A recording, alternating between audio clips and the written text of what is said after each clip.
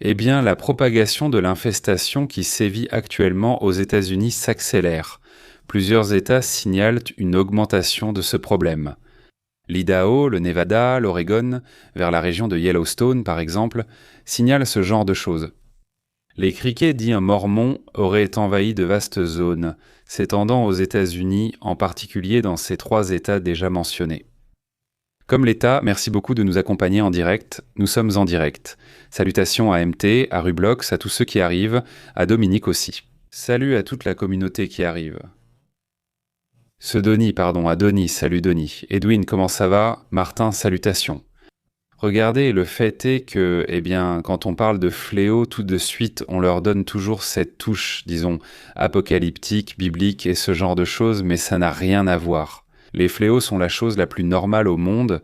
Ils arrivent de soudainement, surtout lorsqu'il y a des cliniques, des climats extrêmes, quand il y a des variations climatiques sur plusieurs années. Il y a des excès de certains types d'aliments et ces excès génèrent des fléaux, non? Voilà la situation, non? Bon, cela dit, passons aux détails. Dans notre Nagera, Nida John, ils ont commencé à détecter qu'il y avait une augmentation énorme de ce type de problème, non? Les gens les prennent même à la main et montrent les images. Voilà, ces fléaux qui ont été signalés dans différentes zones. Mais qu'est-ce qu'un fléau en soi? Eh bien, c'est quand il y a une augmentation d'insectes qui, disons, est disproportionnée, non? C'est ça le problème. Il ne faut pas avoir peur des mots tels qu'ils sont, car ils sont faits pour ça, ils sont faits pour être utilisés et ils signifient plein de quelque chose. Que signifie-t-il? Eh bien, cela ne signifie pas une apocalypse, ni rien de tout ça, mais cela déclenche quand même des alertes. Parce que cela peut entraîner des situations, par exemple, dans les cultures, il peut y avoir des déséquilibres environnementaux, ce genre de choses. Les autorités locales ont signalé l'apparition d'insectes depuis avril, mais ne l'ont considéré comme un problème que lorsque leur population a explosé. Désormais, cela s'est perçu comme un problème potentiel. Appelés grillons mormons, ils ne sont pas de vrais grillons, mais ressemblent plutôt à des sauterelles et mesurent jusqu'à 5 cm. L'un des aspects les plus importants de leur comportement est qu'ils sont cannibales. Ils mangent les plus faibles, blessés et retardataires, les utilisent donc comme nourriture, ce qui provoque plus de naissances d'insectes qui continuent d'augmenter, n'est-ce pas? Ce comportement génère une sorte de marche constante vers l'avant. Ils avancent, ils avancent, ils avancent en d'énormes masses mobiles qui ne s'arrêtent pas. On dirait des nuages d'insectes, non? Qui continuent d'avancer, provoquent des dégâts agricoles importants, affectent des cultures entières et c'est ça le plus gros problème. Tout à coup, il peut y avoir des problèmes. Des problèmes au niveau de l'alimentation et dans les champs? Non. Les autorités sont en alerte. Maintenant, évidemment, il existe aussi des solutions à cela. Nous allons en parler tout de suite. Quant aux interprétations, vous savez, n'est-ce pas? Des choses étranges, non? Ce n'est pas à nous de juger cette partie-là. Notre rôle est d'informer sur les détails. Pourquoi cette situation arrive-t-elle? Ces insectes proches des sauterelles vivent naturellement dans l'ouest des États-Unis. Le problème survient lorsqu'ils deviennent trop nombreux et forment de grands essaims. Quand il y a moins d'humidité et, disons, moins de maladies naturelles dans le sol, plus d'œufs survivent. Et ces œufs font, que la population de ces insectes explose, disons. Lorsque cela est signalé et que les températures augmentent plus que la normale, les œufs éclosent plus tôt que d'habitude. Et alors, il y a trop d'individus qui atteignent l'âge adulte lorsque les cultures sont prêtes. Et ils commencent à manger et à se reproduire davantage, et cela devient tout un problème. Si les températures montent plus tôt, les œufs éclosent plus tôt, et les individus deviennent adultes plus vite. Les sécheresses prolongées peuvent affecter les oiseaux, peuvent affecter les reptiles et d'autres animaux. Parce que les oiseaux, quand il y a beaucoup d'oiseaux, les mangent. Ce sont des aliments parfaits pour les oiseaux, pour les reptiles aussi. Le problème, c'est quand il y a beaucoup de sécheresse. Le nombre d'oiseaux diminue et le nombre de reptiles aussi. Alors, il n'y a plus personne pour les manger et il y en a trop. Dans ces cycles naturels, il existe aussi des outils utilisés par les gens, principalement par les agriculteurs, pour éliminer ce type de nuisibles. Il faut se rappeler que ces phénomènes, nous les avons vécus il y a quelques années dans le Sahel, la partie nord de l'Afrique. La seule différence entre les États-Unis et cette région, c'est que aux États-Unis, tu vois, ils n'y réfléchissent pas à deux fois. Ils disent bon, qu'il y a un excès, une invasion ici, et commencent à envoyer des avions, puis des drones, pour pulvériser toute la zone. Alors l'infestation arrive, ils pulvérisent. L'infestation arrive, ils pulvérisent. Et ils ne les laissent pas passer. Disons que la solution est assez efficace et assez rapide. Oui, ils utilisent donc des produits chimiques qui font parfois polémique car ils peuvent provoquer des effets. Il existe aussi d'autres types. Ce qui s'est passé en Afrique cette année-là, c'était il y a 3 ou 4 ans. Ce qui s'est passé, c'est qu'ils n'avaient pas de budget. Un calcul approximatif de ce qui était nécessaire a dû être fait, car cela progressait de pays en pays et causait de gros problèmes, surtout dans l'agriculture. Je me souviens que cette année-là, on demandait environ 150 millions de dollars. Je crois qu'on a récolté la moitié, environ 70. Ils essayaient que de pulvériser par zone, non. Ils faisaient des couloirs pour cibler une zone et traitaient le reste pour limiter la propagation. Ils ont plus ou moins réussi à le contrôler. Mais ce que je veux dire, c'est que quand il n'y a pas assez de budget, quand ils n'ont pas beaucoup de solutions, eh bien oui, le problème devient énorme et il devient international comme cette fois-là. Cette fois-ci, non. Regardez, s'il y a déjà eu plusieurs invasions de parasites des États-Unis vers le Mexique, et ils les ont stoppés net, c'est pareil dans l'autre sens, ils les arrêtent bien vite là-bas. Donc ça ne s'étend généralement pas beaucoup. C'est déjà étonnant que 3 États aient ce problème, car c'est rare, non? Je le répète, cela arrive très fréquemment, presque chaque année. Presque chaque année, ça arrive. Mais ils l'arrêtent tout de suite, non? Ils mettent là-dedans des insecticides ou des produits, les produits chimiques qu'ils mettent, et ils en finissent avec ça, non? Maintenant, quelles sont les conséquences immédiates? Surtout tout ce qu'ils peuvent détruire parce qu'ils ne mangent pas n'importe quelle nourriture. Ce qu'ils aiment, c'est la luzerne, le blé, les pâturages, les vergers, le fourrage pour le bétail. C'est ce qu'ils préfèrent. Et oui, ils causent effectivement des pertes de plusieurs millions, n'est-ce pas? Des millions de dollars. Donc c'est un problème. Oui, c'est un problème. Je ne dis pas le contraire, mais il y a une solution. Évidemment, il y a moins de nourriture pour les vaches et moutons, et certains coûts alimentaires augmentent. Cela a donc un impact, non? Le problème est connu. Quand vous voyez ça sur la route, ne vous relâchez pas, car la présence d'insectes la rend plus glissante. Alors tout à coup, ils sont surpris, non? Donc si cela vous arrive un jour, non, rappelez-vous de cela. À moto ou en voiture, si vous freinez dans une zone avec beaucoup d'insectes, cela peut devenir plus glissant. En fait, il y a déjà eu des incidents, des accidents, à cause d'un excès d'insectes sur les routes. Parfois, quand c'est vraiment excessif, la visibilité est réduite, mais là c'est trop. Nous n'en sommes pas encore à ce niveau. Il y a une dépense plus importante pour le contrôle biologique au moyen d'insecticides ou de pesticides, n'est-ce pas? Il y a des pertes agricoles et une augmentation des coûts des produits. C'est essentiellement la principale conséquence. Cela était fortement lié à ce qu'on appelle la sécheresse intense. Les hivers moins froids aussi, parce que lors des hivers rigoureux, les ravageurs diminuent en général.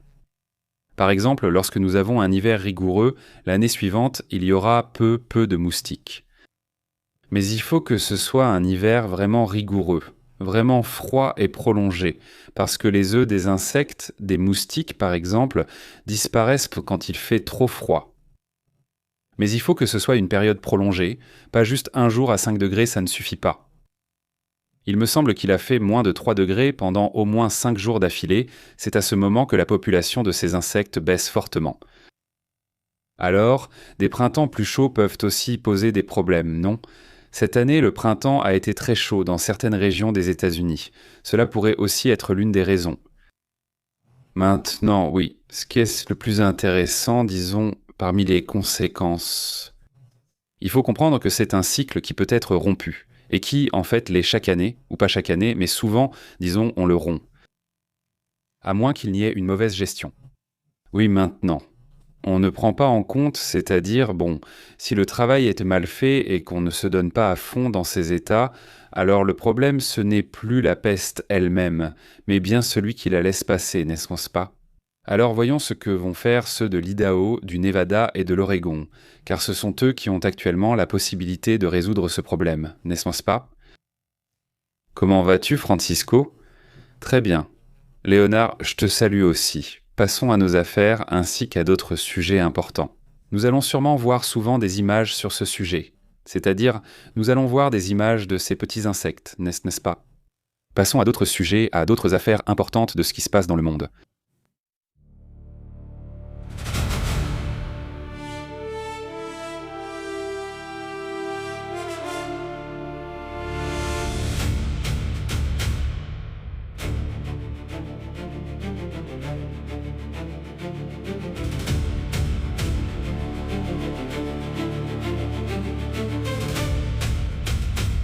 Aujourd'hui, nous vous avons laissé un sondage que nous discuterons ce soir, mais il est un peu différent de d'habitude. Nous vous interrogeons toujours sur la géopolitique et l'actualité mondiale, n'est-ce pas? Mais cette fois-ci, nous vous avons laissé un sondage, oui, totalement différent, mais très en lien avec ce qui se passe en ce moment avec la Coupe du Monde et tout ça, n'est-ce pas? Nous vous avons posé la question sur Messi, sur Cristiano, en gros, qui sont un peu les deux stars. Je sais qu'il y en a d'autres, je sais qu'il y a d'autres joueurs, mais nous vous avons posé la question sur ces deux joueurs. Qui préférez-vous, Messi ou Ronaldo? En ce moment, ils sont très proches, oui, ils sont vraiment très proches l'un de l'autre. 56 pensent que, le numéro 1, ou disons celui que tu préfères, non. Parce que ce n'est pas une question de numéro 1 ou numéro 2, c'est celui que tu préfères. Donc, qui préfères-tu comme joueur? Qui te plaît le plus? Cristiano Ronaldo ou Lionel Messi, n'est-ce pas? Ils sont vraiment à égalité. Très peu de différence en pourcentage, il n'y a eu jusqu'ici que 112 votes. Donc il est très facile que cela prenne un tournant. Au final, c'est l'opinion de chacun. Au final, j'insiste, il ne s'agit pas d'être numéro 1 en football ou du nombre de buts, mais juste de savoir qui tu préfères, non? C'est la question. Maintenant, passons à d'autres sujets, d'autres thèmes également importants, ce qui se passe dans le monde. Comment vas-tu, Gabriel? Quoi de neuf, Miguel? Salutations aussi à toute la communauté qui arrive. Aujourd'hui, il n'y a pas eu de surprise, n'est-ce pas? Aujourd'hui, il n'y a pas eu de surprise dans ce qui se passe, disons que dans ce bras de fer qui a lieu, je pense qu'il n'y a pas eu de surprise comme il y en a eu les autres jours, n'est-ce pas? Du moins, c'est ce qui se passe. Maintenant, passons à d'autres sujets importants qui se déroulent, des choses importantes concernant le Moyen-Orient et qui, au final, je pense que c'est l'une des choses les plus préoccupantes en ce moment. Surtout parce qu'on vit un moment où, si ça ne s'arrête pas, cette approche de la guerre, on pourrait alors parler du fait que cette guerre, souvenez-vous de ce qu'on dit par là, non? Si la guerre dure plus d'1 an, elle dure 10 ans. Il y a comme une règle, disons, ce n'est pas une règle écrite, c'est quelque chose que disent, disons, les sages, pour ainsi dire, du domaine militaire. Ils disent que lorsque la guerre dure plus d'1 an, elle devient une guerre d'au moins 10 ans. Et ce sujet, il n'est pas loin de devenir une affaire d'1 an. Je veux dire, si on compte que ça a commencé le 28 février, ce n'est pas une guerre si longue, mais il y a des rapports, et ce sont encore des rapports non confirmés. Et je le dis aujourd'hui, je vais te dire pourquoi je dis ça. Regardez, écoutez ça, regardez. Écoutons cette partie. Écoutez ça. Écoutez ça.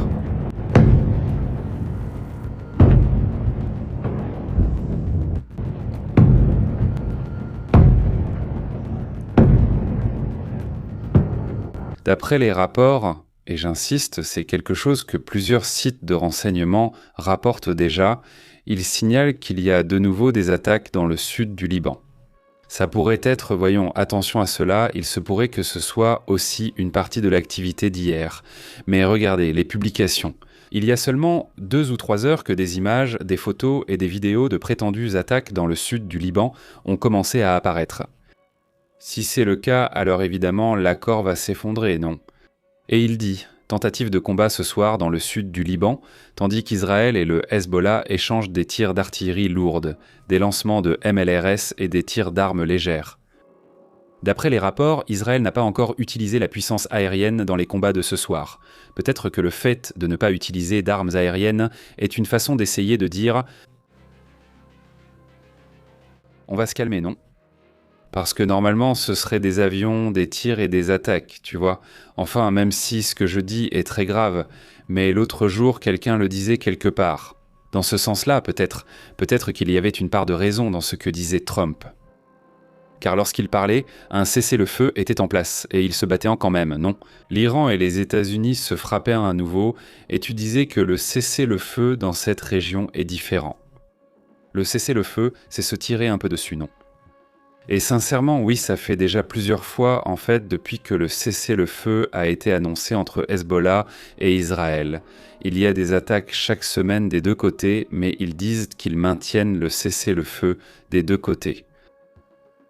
Donc il ne faut pas non plus s'étonner qu'ils continuent à s'affronter comme ça, simplement sans attaque trop puissante. C'est-à-dire pas le classique du genre « Hey, Israël a détruit un immeuble je ne sais où » ou « Hezbollah a lancé je ne sais combien de roquettes sur une population israélienne ». Non. En fait, ces jours-ci, en ce moment, Hezbollah a tiré, oui, là où il y a des Israéliens, mais des militaires, à l'intérieur du Liban.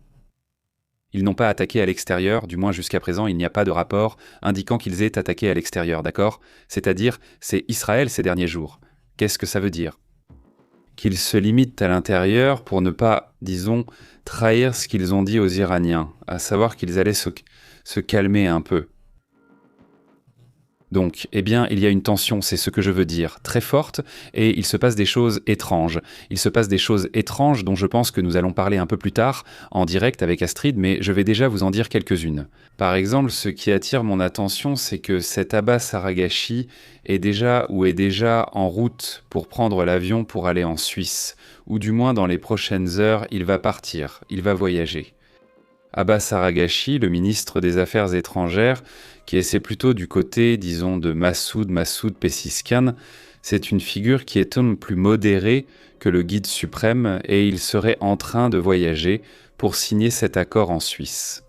Si cela se produit, cela signifie que la signature aura lieu et que J.D. Vance pourrait aller dans cette direction. On a tout dit des deux côtés, il se dit de tout. Musk Mokhtava affirme que les États-Unis sont désespérés, tandis que Donald Trump rétorque que ce sont eux les désespérés, car ils sont venus vers nous et bien plus encore. C'est-à-dire, et on ne va rien vous donner, pas un sou, je ne sais pas quoi. Mais ça, c'est du discours de politique intérieure. C'est-à-dire, eux, en interne, ils veulent convaincre leurs partisans qu'ils sont les meilleurs, qu'ils sont les plus forts, non ? Donc, vous imaginez bien qu'ils se croient pour les plus malins de tous. Non, en gros, c'est ça, non ? Je veux commenter cela parce qu'au final, une chose c'est ce qu'ils disent publiquement, une autre chose c'est ce qu'ils font, et j'aimerais qu'on regarde les deux. D'abord, qu'est-ce qu'ils disent ? Juste pour le petit potin, non. Mais la réalité des faits, c'est celle qui compte. S'ils se disent en soudain 1000 choses, mais que tu vois que le prix du pétrole continue de baisser, mais que tu vois que les bateaux passent quand même. Par exemple, ce matin, il y a eu une situation à risque où les Iraniens ont tiré en l'air. Où passent les pétroliers ? Regardez, laissez-moi vous montrer, allons voir la carte. Mais c'était intéressant parce qu'il s'est passé quelque chose de très curieux. Voyons voir, c'est dans le détroit d'Ormuz. Comme vous le savez, ici se trouvent les pays. Le pétrole du Golfe, soit 20% du mondial, transite ici, et le détroit d'Ormuz est désormais contrôlé par les Iraniens. Et soudain, quand les navires allaient point passer, les membres de la garde révolutionnaire ont tiré en l'air et tout a dû s'arrêter, n'est-ce pas ? Tout ça, tous les navires ont dit mince, on ne peut encore pas passer. Mais après cela, 25 navires sont passés. C'est aujourd'hui. C'est le jour où le plus de navires sont passés depuis le début de la guerre, qui a commencé le 21. Février qui en réalité commencerait plutôt le 1er mars pour ainsi dire. Tout mars, avril, mai est ce que nous avons eu de juin jusqu'à présent. Jamais autant de navires n'étaient passés. 25 en une seule journée. Donc c'était une bonne nouvelle dans ce sens. Oui, c'est-à-dire, malgré le fait qu'il y ait eu des tirs, malgré les tensions, il n'y a pas eu de friction. Malgré cela, 25 navires sont passés. Voilà pourquoi je vous dis que des choses étranges se passent. Qui d'un côté montrent beaucoup de rudesse, mais de l'autre côté montrent que les choses sont vraiment en train de se calmer. Alors concentrons-nous sur les faits. N'est-ce pas ? Par exemple, en ce moment, apparemment, Israël et le Hezbollah sont en train de s'affronter, n'est-ce pas ? Et toi, si tu regardes ça de loin, tu te dis, eh bien, ils sont en train de s'affronter sérieusement. Mais en réalité, non. Et là, on est en train de lire ça dans un média israélien où ils expliquent qu'il y a des attaques des deux côtés, mais qu'elles sont contenues. Et ensuite, les rapports venant des médias iraniens disent de la même chose. C'est-à-dire, oui, ils se tirent dessus, mais ce sont des attaques limitées. Ce ne sont pas des bombardements massifs. Donc parfois c'est difficile à distinguer. Quand on ne voit que des images de loin, on entend des explosions, on voit des éclairs. En lisant le rapport, tu réalises qu'il ne s'agit pas de bombardements aériens. Tu commences à comprendre et remarques par exemple des choses étranges. En ce moment, il faudrait confirmer ce qui se passe avec J.D. Vance. On va revérifier tout de suite, voir s'il y a déjà une annonce disant qu'il va y aller. Parce que J.D. Vance a dit aujourd'hui « Non, moi je n'irai pas ». Oui, s'il continue à tirer et à s'affronter entre le Liban et Israël. Moi je n'irai même plus. Non, apparemment tout va bien. Enfin, qui sait, non. En plus, je le dis, vous le savez, et je l'ai dit plusieurs fois. Cette négociation, pour moi, est une erreur, et pas parce que c'est une erreur. La paix, c'est l'idéal. Évidemment, c'est l'idéal, mais la paix, pas à n'importe quel prix. C'est-à-dire quand la paix se fait au prix que ce qui va suivre sera un programme nucléaire, parce que eux disent non, le programme nucléaire ne sera pas réalisé. La seule chose qui va être signée, c'est quelque chose de très superficiel qui n'engage pas vraiment beaucoup l'Iran, mais qui lui apportera beaucoup de ressources pour faire en gros ce qu'ils veulent. On ne parle même pas de la récupération du matériel nucléaire qui est enrichi à 60%, donc on n'aborde pas les points clés, on ne touche même pas à la question des missiles balistiques. Enfin, voilà. Oui, non, ils n'en ont pas. Il n'y a pas, enfin, ce n'est pas un accord, disons, favorable dans ce sens. En plus, le détroit d'Ormuz restera aux mains de l'Iran. Et ça, c'est une perte. C'est pourquoi vous verrez beaucoup d'analystes dire que Donald Trump a perdu. C'est-à-dire, c'est une perte énorme. Pourquoi ? Quoi ? Eh bien, si tu fais les additions et les soustractions, eh bien, il perd plus. S'il en reste là, il perd plus. Le Golfe, dans tous les pays alliés, est soutenu par les États-Unis. De même, si cela, entre parenthèses, si ça reste ainsi, beaucoup le pensent. Qu'il y a derrière un plan, n'est-ce pas ? Qu'il y a quelque chose de plus derrière que nous ne voyons pas. Eh bien, cela revient au même. Si cela arrive, nous le verrons dans les faits, mais pour l'instant, nous ne le voyons pas dans ces faits. D'accord ? Eh bien non, on ne peut pas, disons, supposer que ça va se passer comme ça. C'est-à-dire, pas tant que cela ne se produit pas, donc on verra. L'autre jour, quelqu'un m'a dit, ça m'a beaucoup fait rire, il m'a dit de changer le nom de la chaîne, de l'appeler « Spéculation en direct ». L'équipe est parfaite. Spéculation en direct, pas mal. C'est-à-dire, qu'est-ce que l'analyse ? Toute l'analyse géopolitique, c'est de la spéculation, mais ce n'est pas de la spéculation. La spéculation intelligente, c'est une spéculation informée basée sur des situations, sur des faits, sur des bases. Mais bien sûr qu'ils agissent ou non selon ton analyse, ou selon l'analyse de n'importe qui, ça restera une spéculation. C'est trop ça. Je pense que cela va arriver aujourd'hui. Qui va gagner entre le Mexique et quelqu'un d'autre ? Chiquilla dit non, c'est l'autre qui va gagner. Pourquoi ? Parce que je le crois. Oui, tu es en train de spéculer, c'est une spéculation.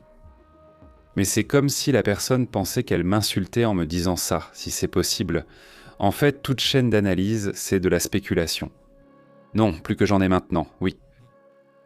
Si tu as une machine à voyager dans le temps, que tu vas dans le futur, que tu vois exactement ce qui va se passer, et que tu reviens en disant « il va se passer exactement ça », alors là oui. C'est ce que fait ce magazine, The Economist ou Times ou peu importe, qui publie ce genre de une. Eh bien, ce qu'ils font là, c'est de la spéculation, n'est-ce pas ? C'est de la spéculation prédictive, comme on dit, car au final, c'est basé sur « pense au nombre de journalistes qui y travaillent ». Juan ne possède pas cette information. Ils disent « voyons ce qu'ils veulent, additionnent tout et le lancent », n'est-ce pas ? Même chose pour les simulations. Ces personnes spéculent sur l'avenir et tombent parfois juste, parfois non, mais on se souvient surtout de leur réussite. Eh bien non, c'est ce qu'il y a de plus courant, n'est-ce pas ? Mais bon, c'est très intéressant ce qui se passe en ce moment en Israël, au Moyen-Orient, en Iran, aux États-Unis, parce que ce qui se passe ces semaines-ci va tout définir. Cela va définir l'avenir de toute une région qui est en train de devenir une puissance, mais qui inquiète aussi parce que c'est une puissance qui n'est pas démocratique. Je veux dire, à l'exception d'Israël, n'est-ce pas ? Qui ont un certain type de démocratie, mais à part le Qatar, ce sont tous des royaumes. N'est-ce pas ? Et on leur fait beaucoup confiance, parce qu'en ce moment, ce sont les rois qui ont le pouvoir. Ceux-là, disons, sont plus ou moins.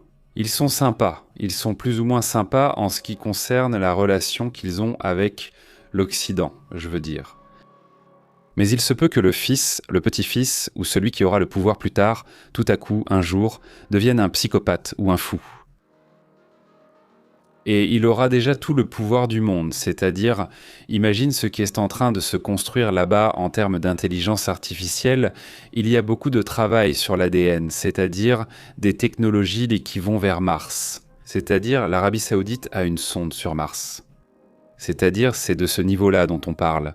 Ce sont des pays qui évoluent pas très bien en technologie, en économie et tout, mais dont l'avenir est très incertain, n'est-ce pas ? Parce qu'ils dépendent d'un individu qui est au pouvoir là-bas, non ? Comment vas-tu ?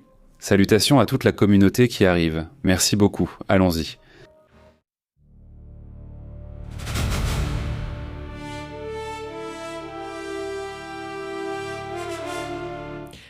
Énorme salutation. Victor, comment vas-tu ? Luis Vargas. Comment vas-tu ? Et les États-Unis ont la plus grande armée du monde. On dit qu'en quantité, mais aussi en qualité. Louis dit Leonardo Pepe, Pérez dit la physique théorique. Oui, c'est aussi de la spéculation, tant que les expériences scientifiques ne sont pas faites, on ne peut pas valider exactement cette théorie. Leonardo, salut Dany, comment vas-tu ? C'est une spéculation très étudiée et riche en infos, mais qui peut être fausse, non ? Ça peut ne pas être vrai, bon point. Dany, comment va Perla ? Il dit salut. Salutations, tu sais ? Pépé parle de cette réunion d'élite de Pierre. Non. Je vais vérifier ça. Je vais vérifier ça tout de suite. Merci pour l'info. Salutations à Perla. Comment ça va là-bas ? Dorian, comment vas-tu aujourd'hui ? Où étais-tu ? Ça fait un moment que je ne t'avais pas vu. C'est bien que tu sois là. Mais je veux dire, quand ? Ça fait longtemps que je ne vous vois pas. Évidemment, je vous demande si vous allez bien. J'espère que oui. Et je sais que certains nous laissent des commentaires. Bon, certains viennent et repartent. Ils vont et viennent, de temps en temps, non ?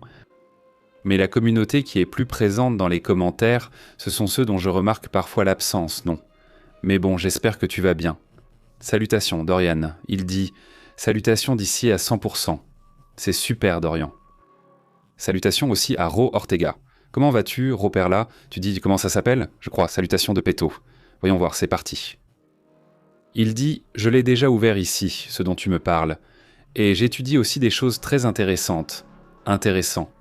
On en parle tout de suite dans le 7e rapport. Laissez-moi juste bien vérifier comment c'est. »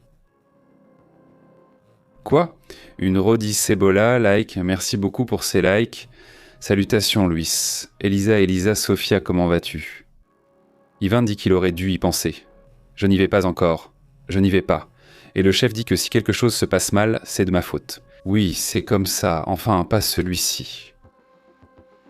On l'envoie.